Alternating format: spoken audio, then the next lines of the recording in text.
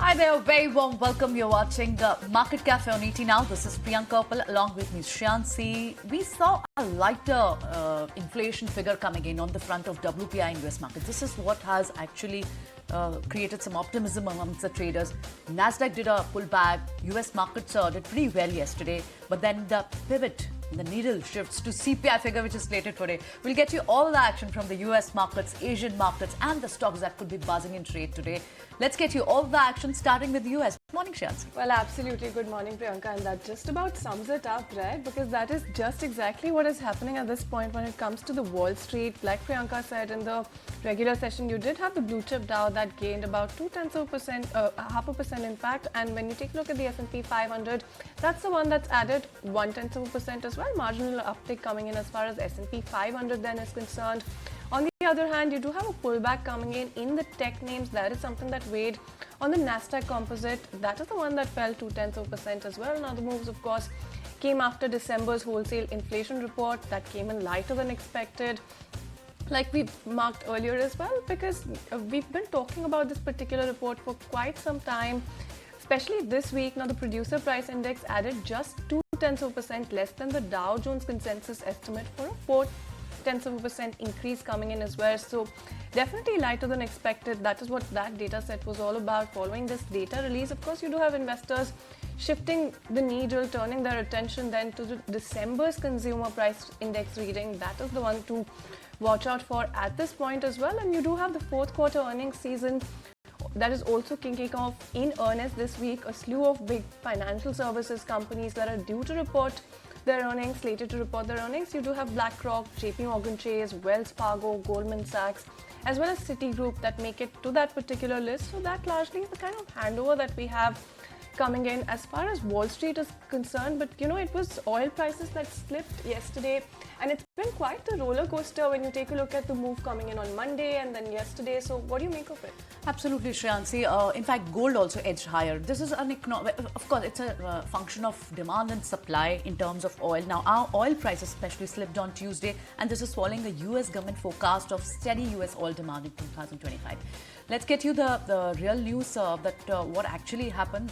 Brent futures have fallen to $1.09, precisely 1.35% to close at 79.92, while US West Texas, that one fell around 1.67% to close at 77.50 per barrel. But at the same time, gold, that one inched higher, and that's of course the safe haven demand which kicks up, and because of the soft inflation print and CPI in focus now, gold is trading at 2690 per ounce level.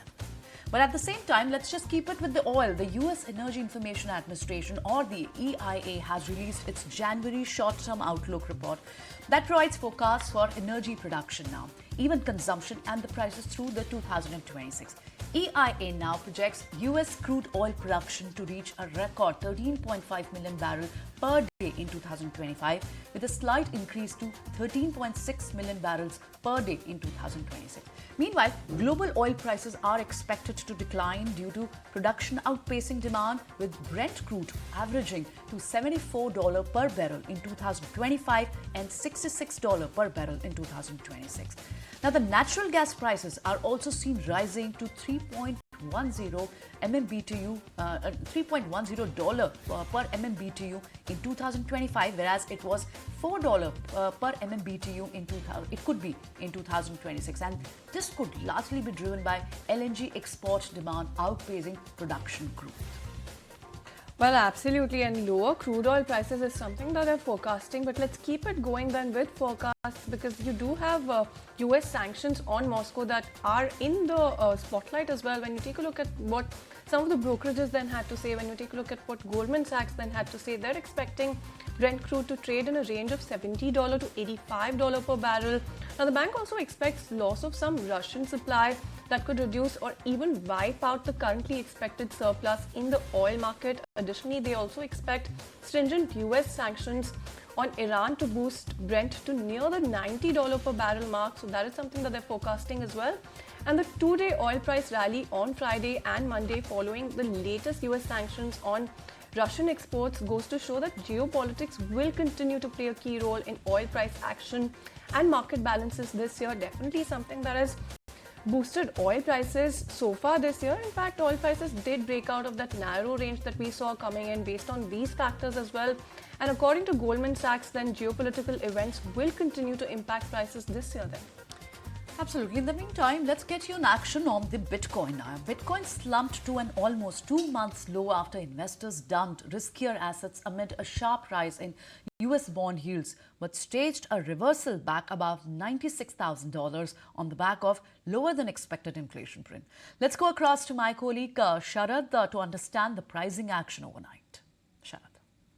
Interestingly, Bitcoin has slumped to its 2-month low levels just before the swearing in of President-elect Donald Trump.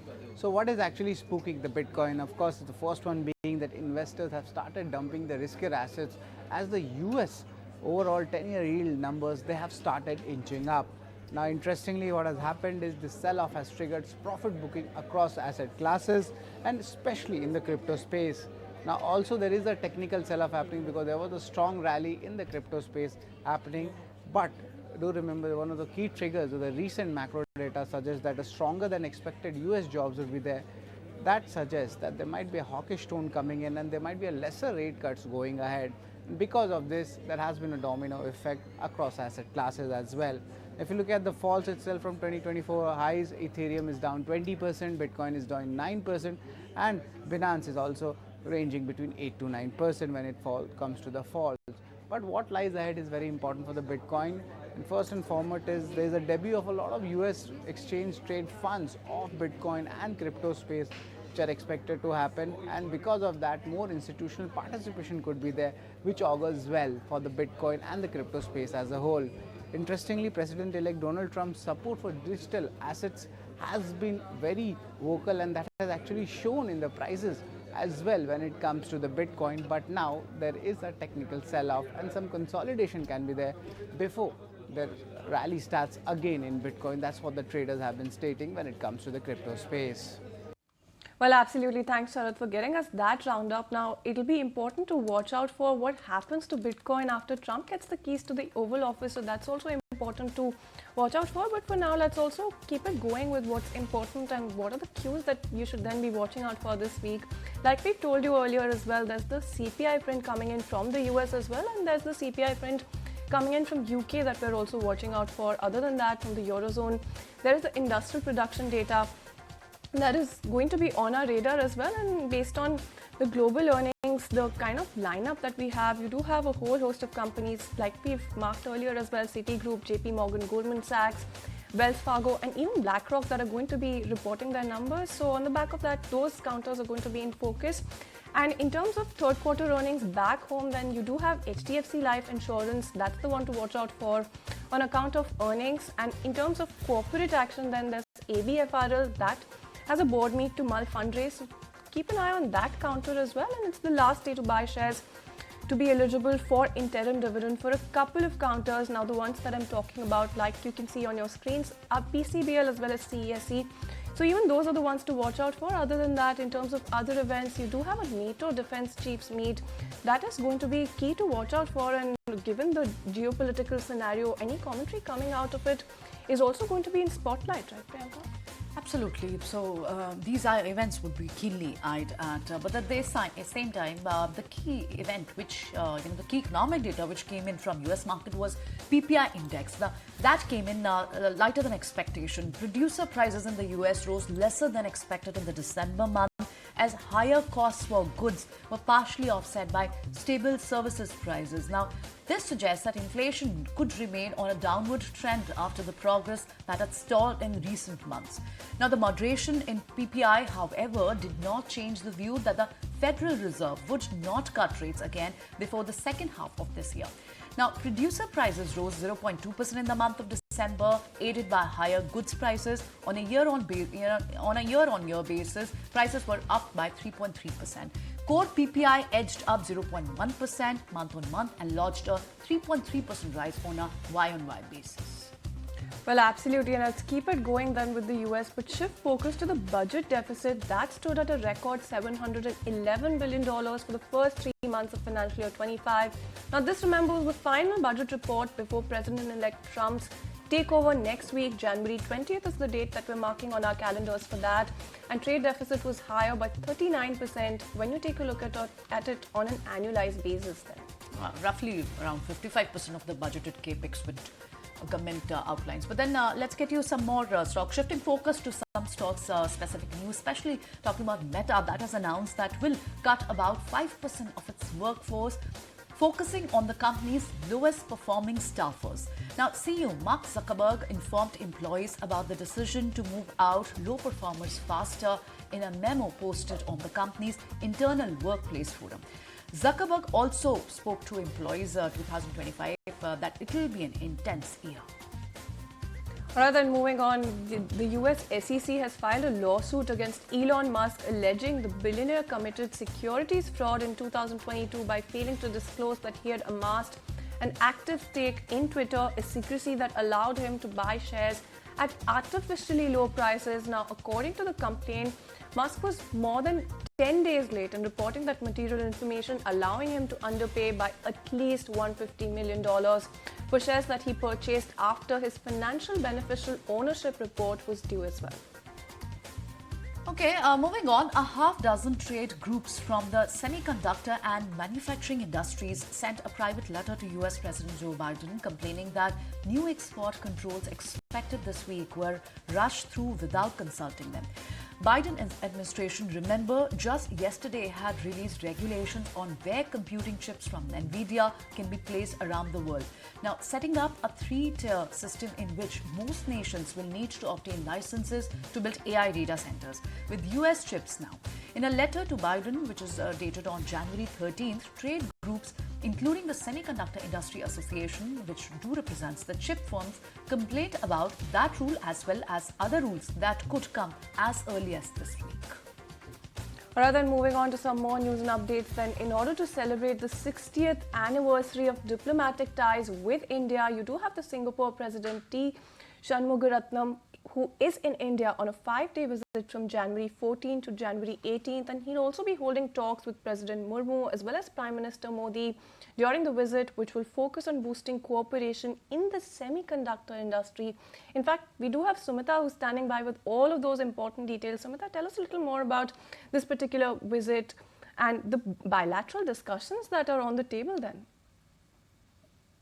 Yes, so Singapore President T. Shanmugaratnam is on a state visit to India from 14th till the 18th of January, even as both the countries are marking 60 years of ties. The President will hold discussions with Indian President Draupadi Murmu, Prime Minister Modi, External Affairs Minister, amongst other Indian ministers. And President Shanmugaratnam will also visit a vaccine manufacturing plant in Odisha. Singapore, remember, is a key ally in India's Act East policy. The ties between the two nations were upgraded to a comprehensive strategic partnership in the year 2024. So this visit is expected to give a momentum to bilateral ties between the two nations, especially in areas of skill development, semiconductor chips, energy, trade and defense. These sectors are going to be in focus. Now, if you remember, Narendra Modi visited Singapore in 2024, where semiconductor partnership, an MOU on that was one of the key MOUs that was signed. In fact, there were other MOUs also, including digital technologies, in cybersecurity, healthcare and medicine, amongst others, and of course educational cooperation as well. Now, Indian-Singapore ties, like I said, they are quite thick and strong because you have 3.5 lakh strong Indians, a strong Indian diaspora living in Singapore. It's also a top source of FDI for the country. It was in 2023. Bilateral trade between the two countries rose 2.5x and it reached $51.2 billion in 2022. Like I said, it's also India's largest trading partner. There are also partnerships between India's UPI and Singapore's Pay Now as well. And then, of course, there is this SGX and NSE collaboration as well. So, of course, lots in focus, but most importantly, semiconductor chips, skilling, defense and trade trade ties, and how to elevate that is going to be in focus. All right, Sumita, thanks very much for putting that into perspective. We stay for a short break here. When we come back, we get you the cues from Asian market. Don't go anywhere.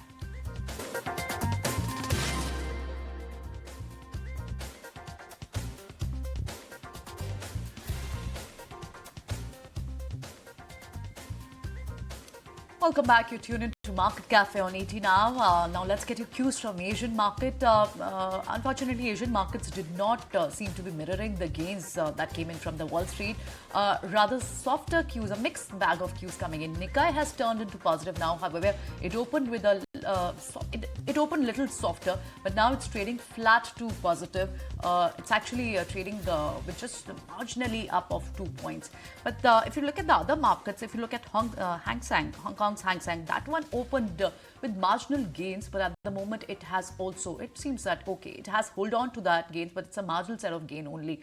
At the same time, if you look at CSI Shanghai Index, that one was down when it opened at the start, but that one has recovered to 0.1%, trading in green at the moment. At the same time, if you look at South Korea's Kospi, that one's up when it opened at 0.45%. It has, in fact, rather extended that loss to now 0.6%, 0.6%.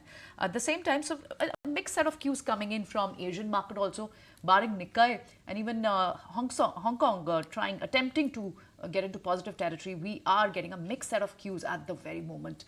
But at the same time, Nifty, let's see, was that just a technical rebound? It was a dead cat bounce yesterday, or we can hold on to those gains and we indeed follow on through. Let's see. But at the moment, GIFT Nifty indicates you a gain of 29 points. So let's see how this pans out. Not a very clear set of cues coming in from Asian markets at the moment. Absolutely. And, in terms of what we've been seeing thus far this week as well, we've been seeing quite the mixed bag coming in as far as the Asian markets are concerned. Quickly, before we move on and tell you about the power pack lineup that we have for you on the market, there, of course, is news that South Korean president has been arrested by the country's corruption investigation office. And this is the first time that a sitting South Korean leader has then been arrested. So that is important news, at least as far as South Korea's Kospi is concerned, and we will be watching out for any kind of reaction coming in as far as that index is concerned. But moving on, then let's get you the power pack lineup that we then have for you on the market. At 9:20, we'd be in conversation with Vikas Khemani, who's the founder at Carnelian Asset Management,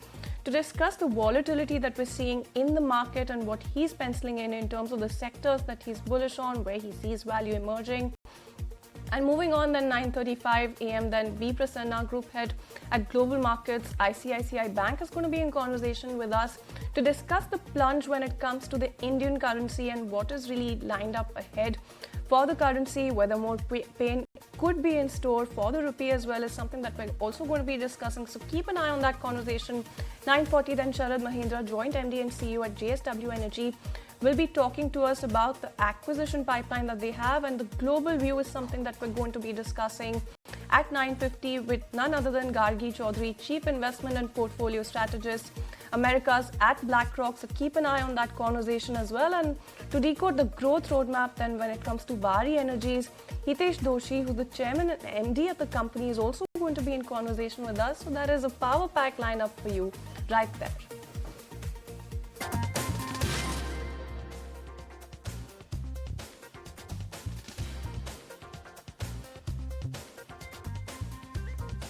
Welcome back. Thank you so much for staying tuned in. Well, time now to get you some more news and updates. And in the run-up to the union budget, let's also get you some expectations and what is really being penciled in, because the budget is likely to prioritize textile sectors with an increase in the PLI scheme's allocation. Then, in fact, the government also wants to capitalize on opportunities coming in from the Bangladesh unrest. We do have Sameer Dixit who filed this report earlier. Take a look. The government is likely to have a big focus on the textile sector in the upcoming union budget. Sources have indicated that the upcoming budget may announce a higher budgetary allocation for the textile sector. In addition to this, the ongoing PLI scheme for the textile sector, the tenure is likely to be increased, and not just the tenure, but also the budgetary allocation for the PLI scheme is likely to get a boost. In addition to this, the government is also looking to rationalize the tariff imposed on various types of yarns, and also looking to reduce the import tariff on machinery for the manufacturing of textile.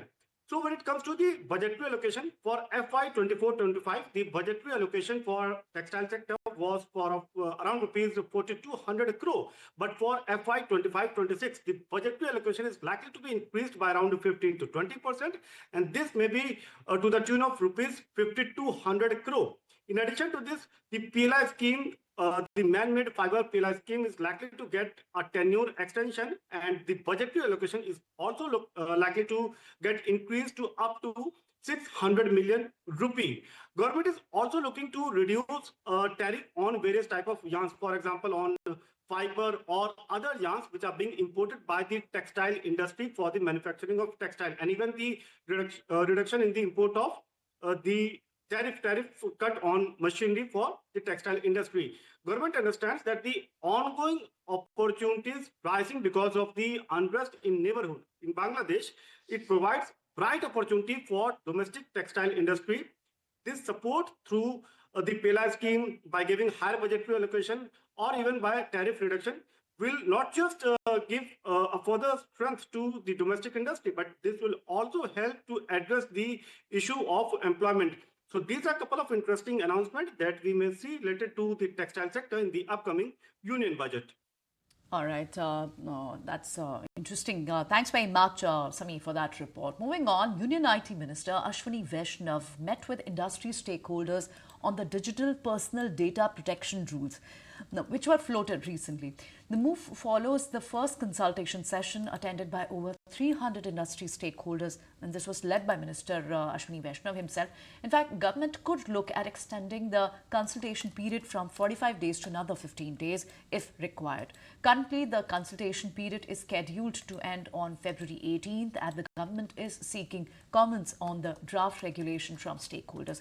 There will be focus groups for in-depth discussions on the specific aspects of the proposed regulation, and most of the points included on the provisions on restriction on processing of children's data, how the identification system for children would work, the consent manager mechanism, obligations for significant data fiduciaries, including the data transfer restriction requirement. Executives also implementation timelines to be staggered depending on size of the organization and on the notification of the significant data fiduciaries and on banking, NBFC, RBI regulations and implementation timelines to be staggered depending on size of the organization. In fact, let's go across and listen in to what IT Minister Ashwini Vaishnav has to say on that. We kicked off the consultation process on DPDP rules. About 300 odd participants from various sections of the industry, including lawyers, IT industry, social media platforms, they all participated. We have taken note of all the suggestions which have come, and now we'll start focused consultations with various organizations and industry organizations. We'll start those focused consultations and we would like this consultation process to be very extensive. Alright, and that's a word coming in from Ashwini Vaishnav. But moving on, then the RBI governor signals that he is open to more flexible rupee, turning towards a more calibrated approach. Then we do have Ankur Mishra who's joining in with the exclusive details. Ankur, tell us a little more about the kind of commentary that is coming in and what do you make of it then? Yes, as we were discussing, and we reached out to multiple sources on the story because all the traders in market were wondering what will be the key level where Reserve Bank of India will intervene. But you would have seen the situation continued, and the approach is simple, that it is not one particular level which RBI is going to defend. If you talk about numbers also, compared to other Asian currencies, the depreciation is rupee is still smaller if you take into account even scenario which is more than 3% if you talk about other Asian currencies, but in terms of rupee this will be around 2.5%. So since the fall is also lesser compared to other Asian currencies, Reserve Bank of India is adopting a wait and watch mode on rupee depreciation. Right. In fact, the fall of the Indian rupee that continues as the currency touches 86.6 rupee against the dollar. This is witnessing its steepest fall in 2 years now. The key culprit is, of course, a stronger dollar and the rising oil prices. This has also fueled speculation around the RBI's monetary policy stance, which is slated to happen next month. Are we as consumer left to bear the brunt of a system that seems to be slipping out of the control? Is the Reserve Bank of India powerless to stem this tide? And has the government done enough to manage inflation and control taxes to shield the common man from this financial storm? We spoke to a whole host of experts to get us an idea of where the rupee is headed and will there be any more fall in rupee prices. Listen into this conversation. There is one thing which we always talk about: the weaker rupee means exports are going to perform. The same way we have this philosophy that lower interest rate will lead to higher investment. In both the cases, it is the demand which prevails over the prices. The emerging market pack and compare the Indian rupee till middle of December. Indian rupee was one of the best performing. I think Jayesh can add more to it. But when we had seen now any event taking place, the stability suddenly starts eroding and we are seeing the larger depreciation. I think the issue that needs to be brought to book is that does India's rupee downslide versus the dollar impact lifestyles of Indians significantly? I think the one obvious thing that we all see is that clearly, obviously, things like international travel or Indians sending their kids abroad, that is certainly going to be more expensive. But in the larger context, should the RBI pull out all stops to slide the downslide? I think the jury is out on that. I'm not too sure that we, continuously need to keep, just like a egoistical thing, keep the rupee down. You have to understand that markets globally, other currencies worldwide have all slid against the dollar, and the rupee relatively has performed better. There's no denying the fact that there's a downslide. So I think right now, the kind of panic that seems to be spreading, specifically in the business press, is a little unwarranted. You have a momentum going with US strength, and when you see that there is an outflow in India, there are other traders globally in the NDF markets and others. They will also play with the momentum, right? So it then, for a central bank to control that kind of momentum becomes difficult. But yeah, if it is just to manage a 500 million or $1 billion or a couple of $1 billion outflow, that can be managed. But how do you manage the sentiments where, it's all about dollar strengthening? So that's where the momentum is right now.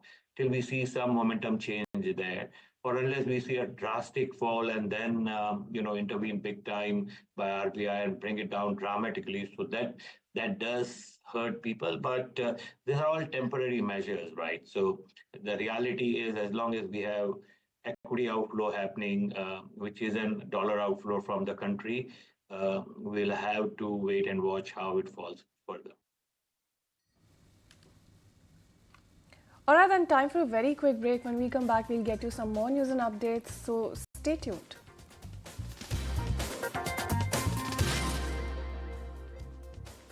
Welcome back. Thank you so much for staying tuned in. Well, it's that time, that part of the show where we get you the list of stocks that you should be keeping on your radar bright and early this morning. In fact, we have Ria who's standing by with just that list. Ria, over to you.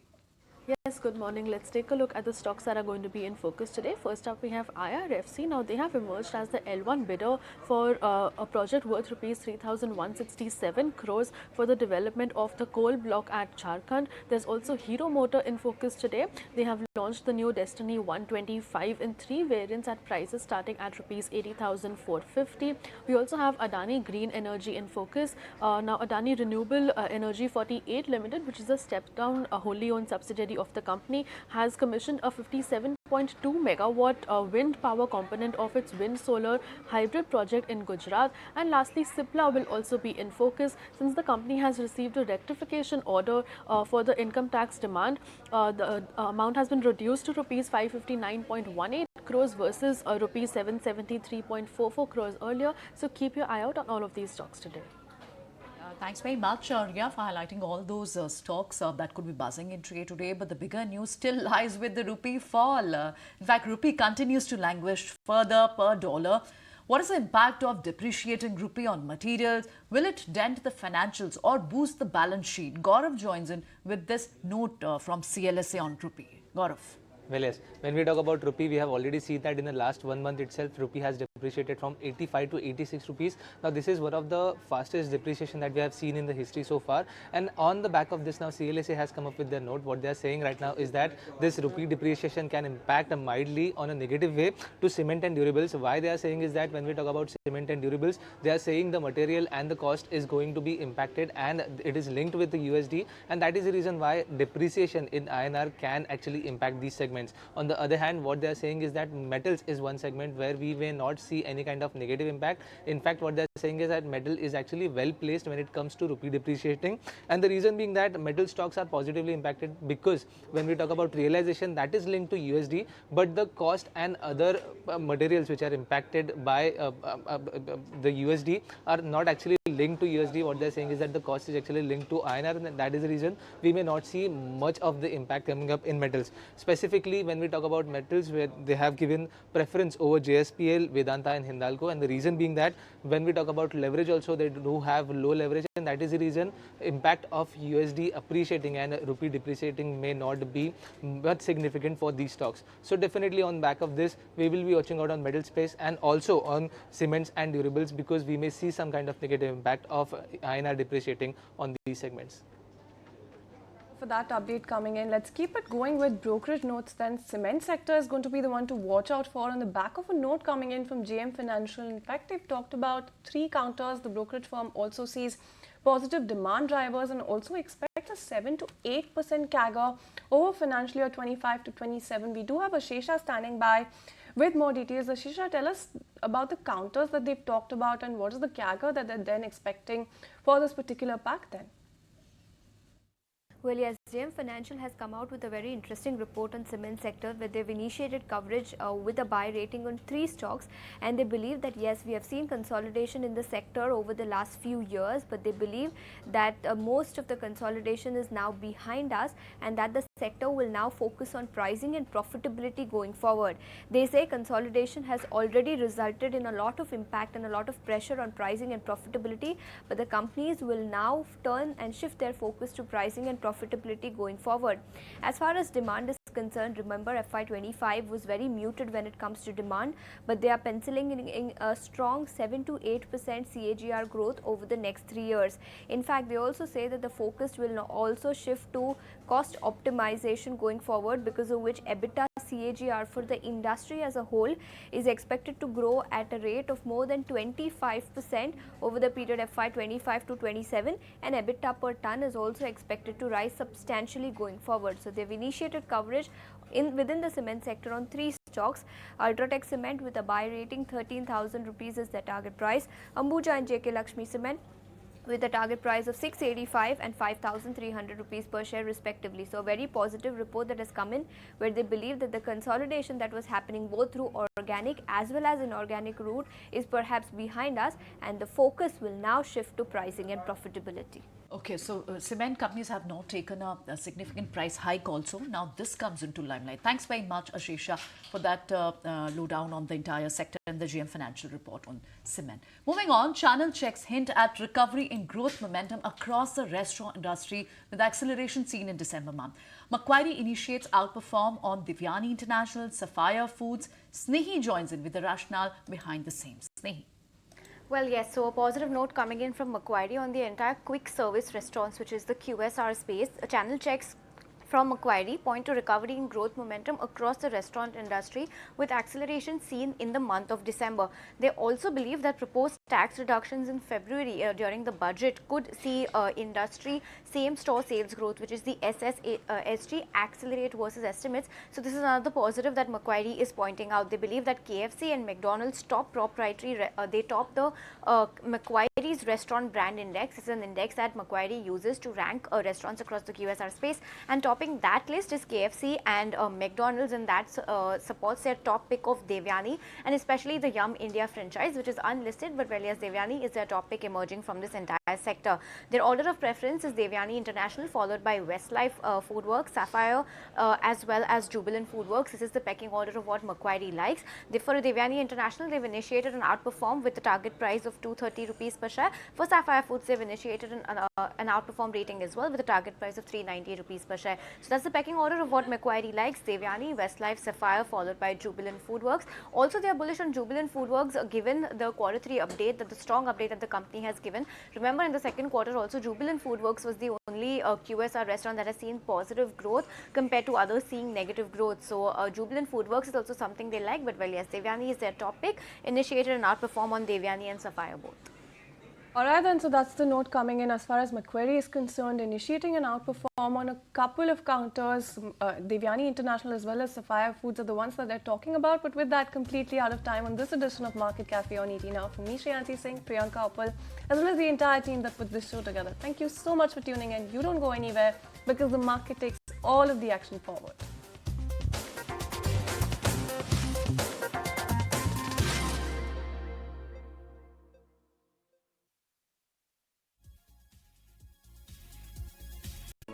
If you like this video, then like, share and subscribe to ET Now.